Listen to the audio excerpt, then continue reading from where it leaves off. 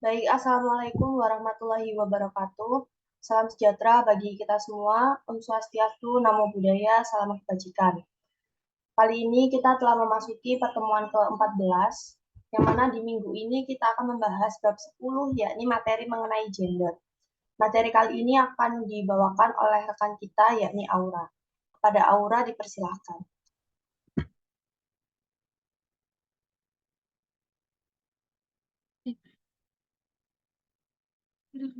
Sisi, engko dimulai dibanine kena gak ya ngelek ngelek ketemu.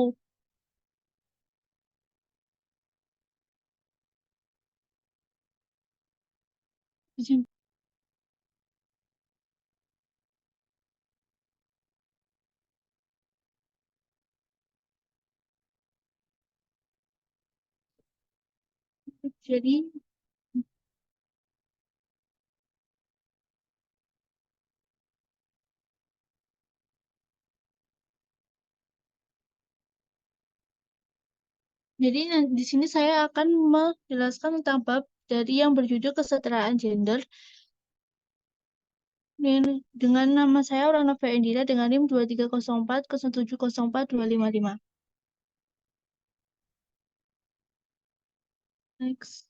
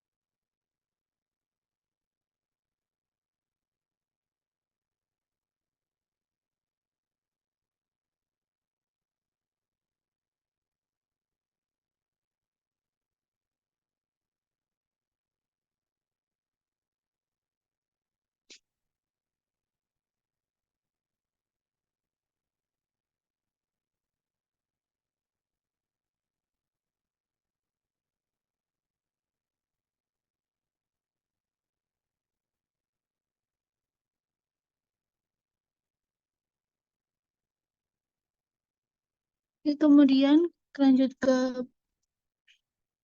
pendahuluan.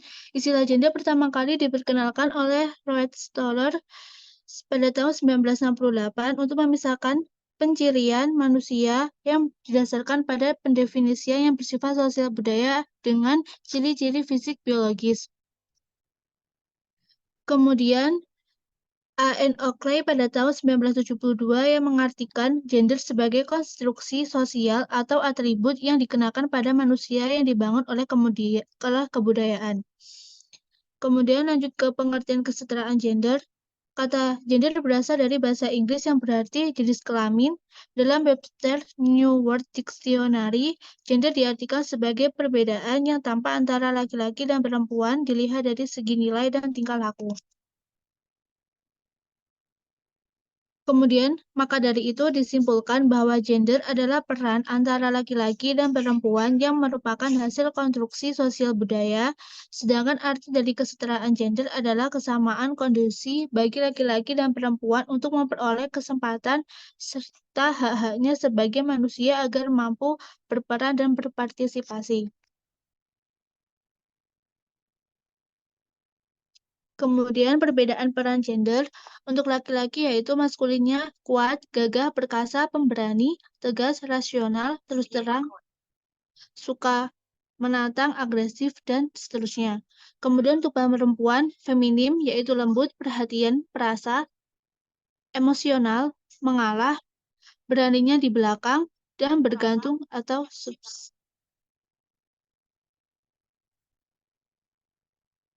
Kemudian, laki-laki harus bekerja di luar rumah untuk kerja produksi atau menghasilkan uang. Dan untuk perempuan diberi tempat di dalam rumah untuk kerja domestik dan reproduksi. Kemudian, untuk laki-laki karena harus menanggung beban keluarga, maka harus diubah secara utuh. Sedangkan perempuan tidak perlu bekerja mencari nafkah, kalaupun bekerja dianggap sebagai pelengkap. Oleh karena itu disimpulkan bahwa peran gender memiliki ketidakadilan karena oleh masyarakat sering disalahartikan sebagai kodrat. Untuk bentuk-bentuk ketidakadilan gender yaitu ada marginalisasi, subordinasi, pembelaan, citra beku atau stereotip, beban janda atau double burden, tidak kekerasan atau violence. Lanjut ke bentuk ketidakadilan gender. Yang pertama adalah marginalisasi. Adalah suatu proses peminggiran akibat perbedaan jenis kelamin yang mengakibatkan kemiskinan. Contohnya, nomor 1 yaitu kerja domestik tidak dihargai setara dengan pekerjaan pabrik.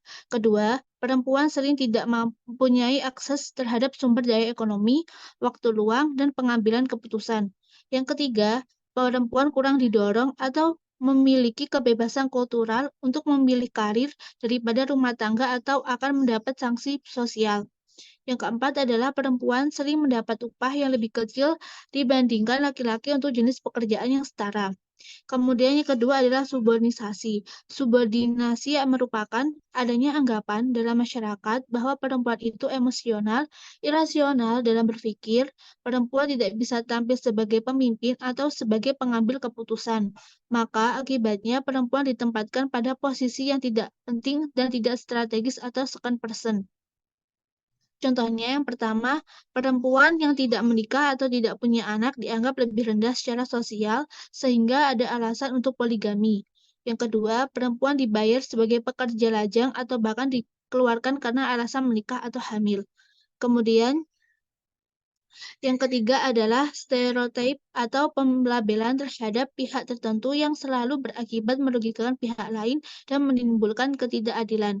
Contohnya, perempuan, sumur, dapur, kasur, macak, masak, mana, atau sekedar ibu rumah tangga dan dianggap sebagai pengangguran. Kalaupun bekerja, dianggap sebagai perpanjangan peran domestik, yaitu sebagai guru TK, sekretaris, bagian penjualan, dan seterusnya.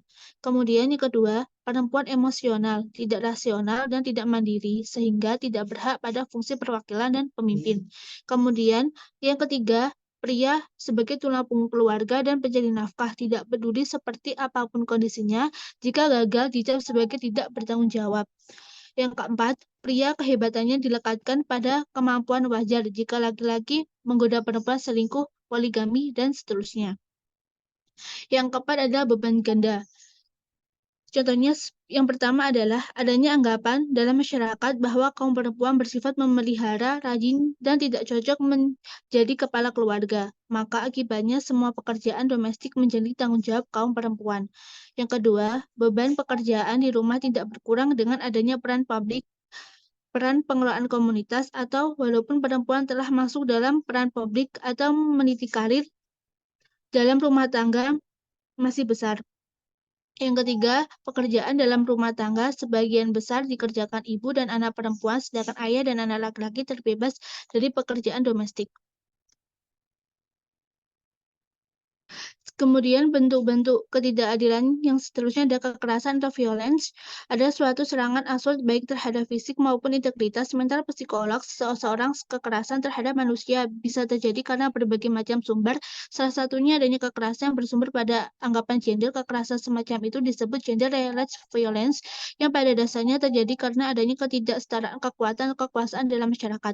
Contohnya yang pertama, larangan untuk belajar dan mengembangkan karir. Kedua, penggunaan istilah yang menyebutkan ciri fisik atau status sosial, janda kembang, perawan tua, nenek lincah, dan seterusnya. Yang ketiga adalah pemukulan atau penyiksaan fisik. Yang keempat adalah pemaksaan perkawinan. Kemudian untuk pencapaian kesetaraan gender adalah solusi dalam menciptakan keadilan dalam kesetaraan gender di masyarakat adalah pertama, pendidikan, mengintegrasikan pendidikan tentang kesetaraan gender dalam kurikulum sekolah dan melaksanakan program-program pendidikan masyarakat yang mempromosikan kesadaran akan isu-isu gender, penegak hukum, memastikan peranan hukum yang adil terhadap kasus-kasus diskriminasi gender, kekerasan terhadap perempuan, dan pelanggaran hak-hak perempuan. Yang ketiga, kesetaraan ekonomi, mendorong akses perempuan terhadap pekerjaan yang setara dan pendidikan yang berkualitas, serta memastikan adanya kesetaraan dalam upah dan kesempatan promosi. Yang keempat, pemberdayaan perempuan mendukung program-program pemberdayaan ekonomi, sosial, dan politik bagi perempuan seperti pelatihan keterampilan, akses terhadap kredit, dan partisipasi dalam pengambilan keputusan. Yang kelima, penghapusan stereotip gender, melakukan kampanye dan pendidikan untuk mengubah pandangan masyarakat terhadap peran gender dan menghilangkan stereotip yang merugikan. Yang keenam, kebijakan publik mendukung dan mengadvokasi kebijakan publik yang mempromosikan kesetaraan gender seperti kebijakan cuti keluarga, perlindungan terhadap korban kekerasan gender, dan kota perempuan dalam lembaga-lembaga politik.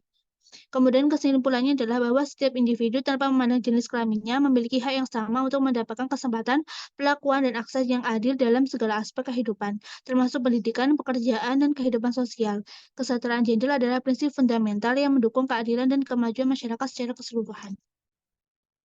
Terima kasih. Baik, mungkin itu yang dapat disampaikan oleh Aura. Apakah dari teman-teman ada yang ingin ditanyakan atau didiskusikan? Dipersilahkan.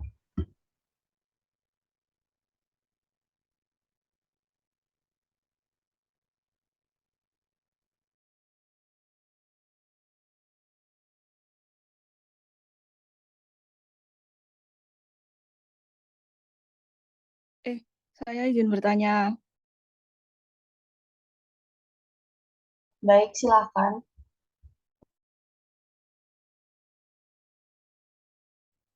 Seperti yang sudah dijelaskan tadi, mengenai kesetaraan gender, pada saat ini, apakah kesetaraan gender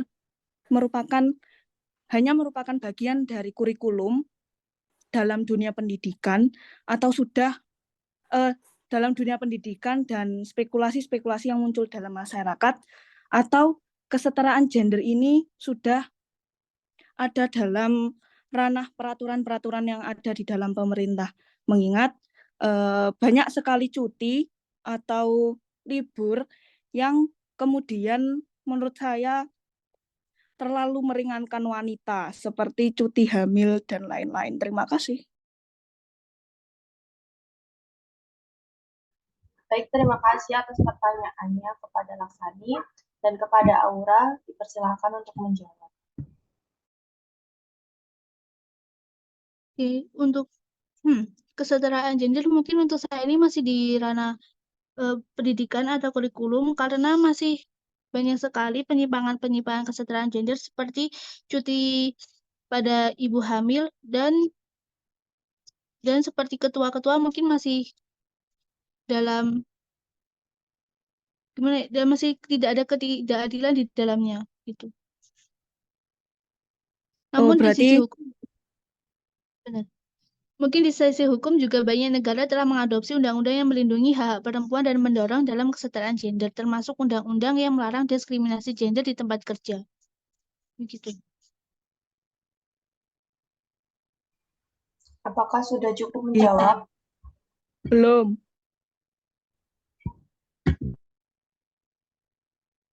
Yang bingung apanya?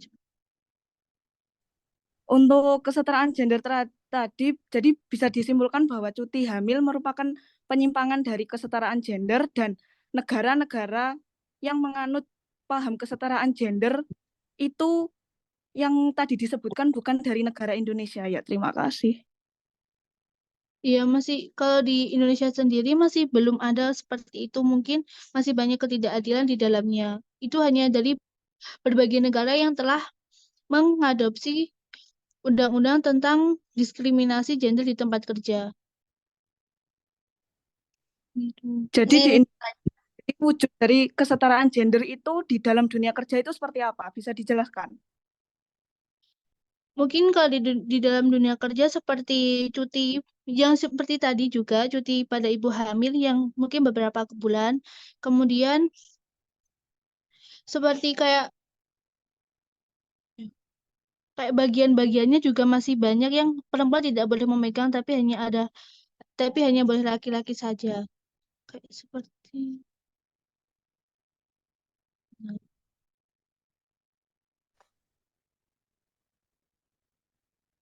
interupsi. ya. Baik, silakan. Tadi kan di materi kan membicarakan tentang kesetaraan gender ya. Terus tadi waktu ditanyakan oleh Laksani, itu apa kesetaraan gender ini masih cuma apa dalam lingkup kurikulum saja atau sudah diterapkan dalam kehidupan sehari-hari?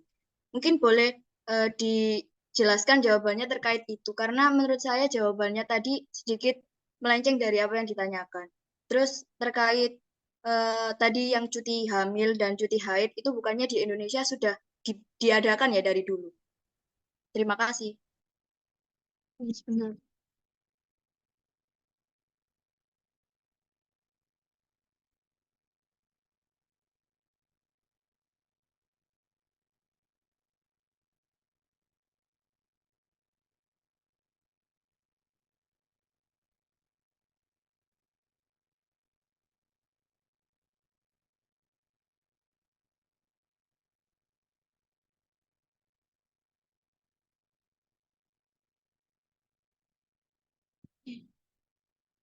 Oke, untuk menjawab tadi yaitu untuk kesetaraan gender itu tidak hanya terbatas pada kurikulum, tapi juga sudah menjadi fokus utama di banyak tempat kerja di seluruh dunia termasuk Indonesia.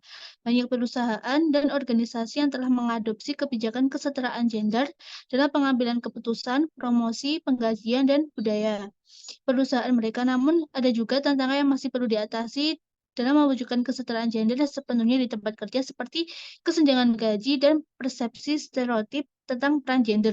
Lalu, apakah kesetaraan gender di Indonesia sudah diterapkan? Jawabannya, untuk sekarang telah menjadi fokus perhatian dalam beberapa tahun terakhir dan sudah mulai diterapkan di berbagai sektor termasuk dunia kerja. Banyak perusahaan besar yang mulai mengadopsi kebijakan kesetaraan gender dalam rekrutmen, promosi, dan penggajian. Seperti itu.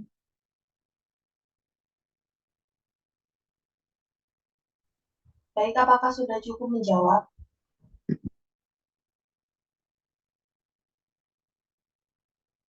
Mungkin sudah bisa dilanjutkan Nanda. Baik, terima kasih. Kepada Nanda dipersilakan untuk menanyakan. Baik, terima kasih atas waktunya. Saya Nanda Hanifan Musliman, NIM 295.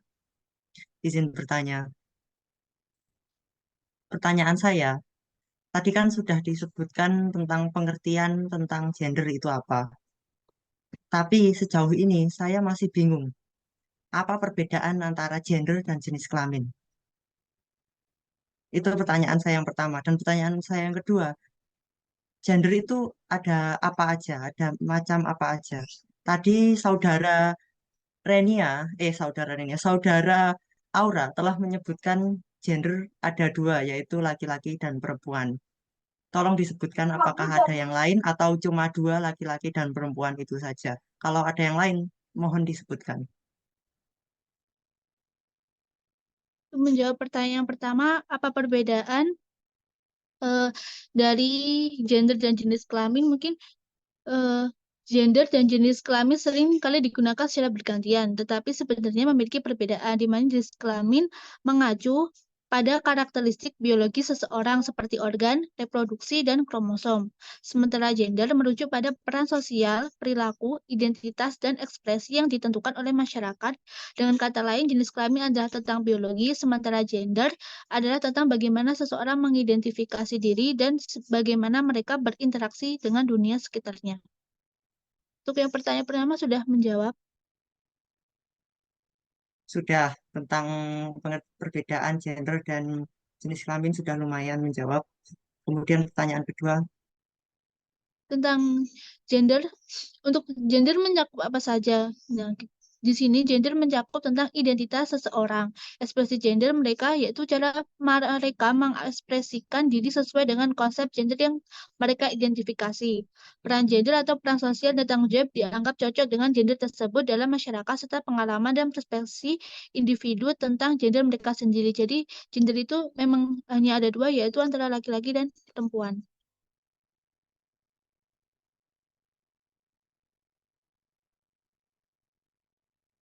Apakah sudah cukup menjawab? belum. Yang mana? Tadi, Yang nomor dua. tadi kan dikatakan bahwa gender itu adalah ekspresi dari diri. Betul? Ya. Ekspresi gender dari diri. Apakah hanya ada dua, yaitu laki-laki dan perempuan? Apa nggak ada yang lain? Sedangkan ekspresi diri kan itu ada banyak.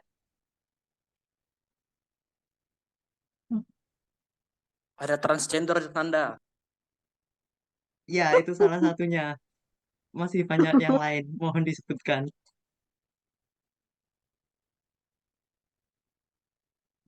Bentar. Untuk gender menurut kan gender tadi pertanyaannya adalah ekspresi diri kan. Iya, ekspresi Jadi diri. mungkin di sini hmm, eh gen- seseorang yang mencakup secara individu mengekspresikan identitas gender yaitu mereka melalui perilaku, penampilan dan cara berinteraksi dengan dunia di sekitarnya. Kemudian untuk transgender mungkin itu lebih ke penyimpangan gender enggak? Itu cuma ada dua, itu perempuan Penyimpangan dan atau tidak laki-laki. itu sesuai perspektif masing-masing. Tapi untuk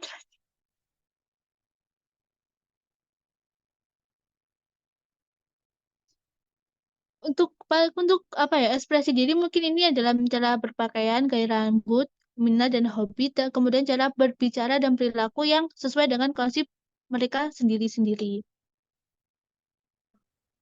Betul, tapi kan itu tidak hanya laki-laki dan perempuan. Sesuai dengan definisi Tapi yang telah Anda sebutkan tadi eh, tentang gender. terus yang kurang Kalau paham menurut yang Nanda mana? apa aja? Jadi menurut kamu gender itu apakah hanya dua sesuai dengan jenis kelamin atau Astagfirullahaladzim. Atau akan ada gender-gender yang lain? Sedangkan gender sendiri merupakan kan tadi kamu menjelaskan bahwa gender itu merupakan ekspresi dari diri. Berarti Nanda kan menekankan bahwa karena ekspresi diri tadi banyak, maka kemudian memungkinkan gender itu juga banyak, tidak hanya dua. Seperti Betul, itu. betul Nih, Saudara Laksani. Nah, jadi itu kalau menurut saya gender itu hanya dua seperti perempuan dan laki-laki, tetapi perempuan dan laki-laki bisa melakukan ekspresi diri mereka yang mungkin beraneka ragam sampai terciptanya sebuah transgender. Gitu. Baik, berarti transgender merupakan salah satu dari gender. Ya, Bu. Ya, Mungkin bisa membantu menjawab, transgender itu mungkin bentuk ekspresi dari orang yang tidak puas dengan gendernya, dari laki-laki menuju perempuan atau sebaliknya. Itu merupakan peristiwa yang menunjukkan ekspresi.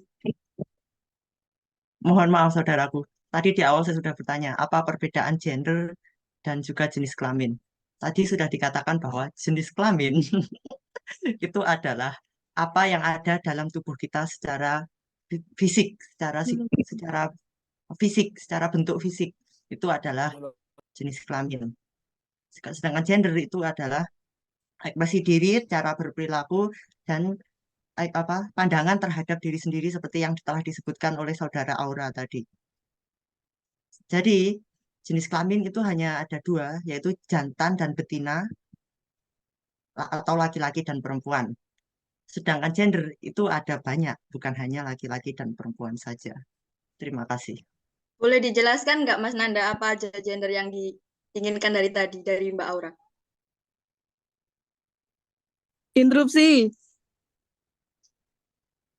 Baik, instruksi Saya diterima.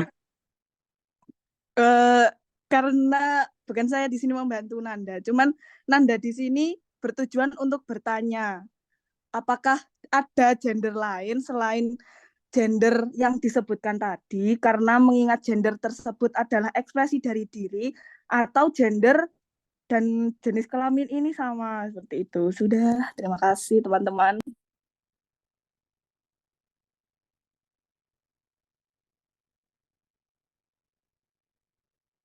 Oh. Jadi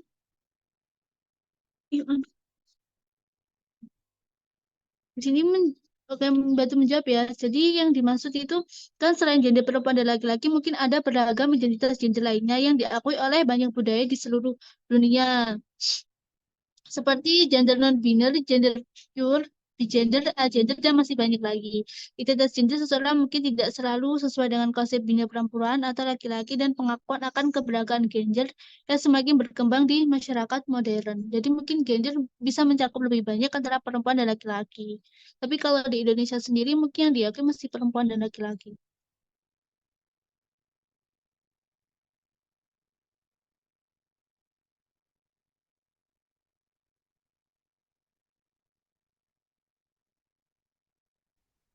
Baik teman-teman, Baik, apakah sudah cukup menjawab? ya jawaban Aura yang barusan tadi sudah cukup menjawab. Jadi kesimpulannya jenis kelamin itu hanya ada dua secara fisik, yaitu laki-laki dan perempuan atau jantan dan betina itu adalah jenis kelamin. Sedangkan gender itu ada banyak sesuai yang telah disebutkan Aura tadi. Terima kasih. Baik, terima kasih. Apakah ada lagi teman-teman yang lain yang ingin ditanyakan atau didiskusikan?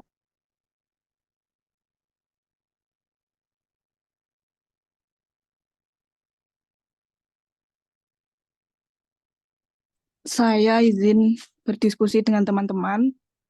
Mohon memberikan pendapat bagi teman-teman semua, apakah cuti hamil merupakan penyimpangan dari kesetaraan gender atau tidak? Terima kasih. Izin menjawab, kalau menurut saya cuti hamil itu termasuk salah satu bentuk kesetaraan gender karena di situ kan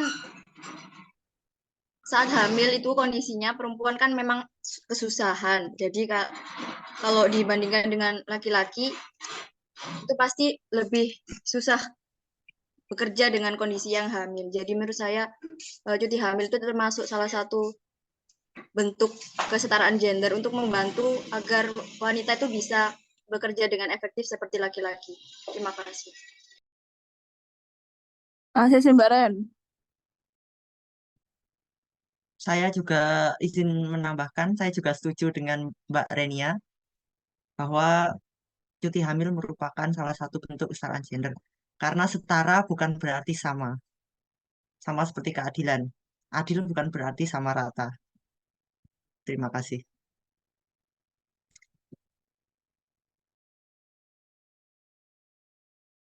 Baik, terima kasih atas diskusinya teman-teman. Semoga tidak ada yang mengganjal di hati kalian. Terima kasih. Baik, apakah sudah cukup untuk diskusi hari ini? Jika sudah dirasa cukup, maka untuk pertemuan kali ini kita cukupkan sampai di sini saja.